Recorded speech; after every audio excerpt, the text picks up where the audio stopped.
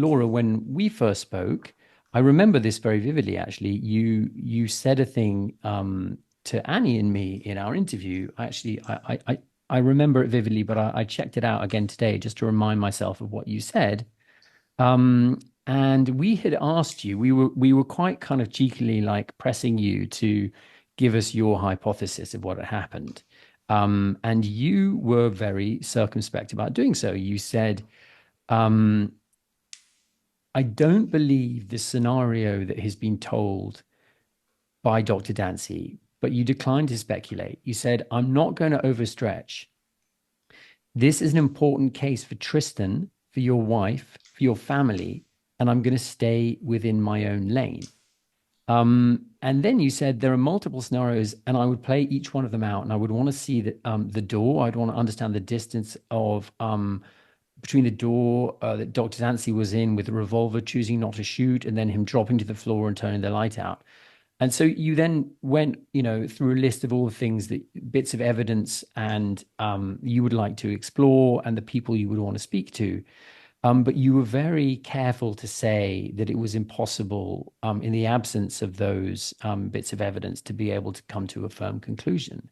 And there is a world in which, Dr. John Dancy just happens to have been a fabulist in his life who liked to tell highly embellished stories and just happened to be very, very unlucky with, certain circumstances of a murder scene, but actually he was innocent. Now, on the balance of probabilities, does that seem likely? I mean, it does seem more likely sometimes that he killed her than that he didn't. He would have to be very, very, very unlucky for a lot of these pieces of evidence to stack up, but you cannot say for sure. And so that was, what led me to the place of some frustration and, cogitation about, how do you deal with something which you cannot solve?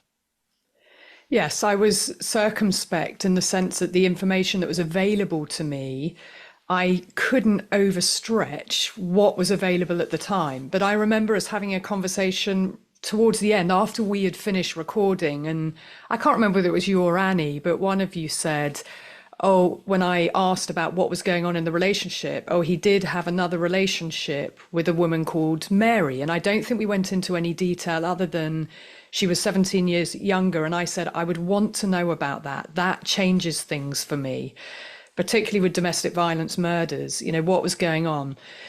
So when I learned that, but it wasn't just about having the relationship and her being introduced to the children within 2 weeks of Naomi being killed in such a brutal way. It was the fact that I learned through the podcast that he married her within the year.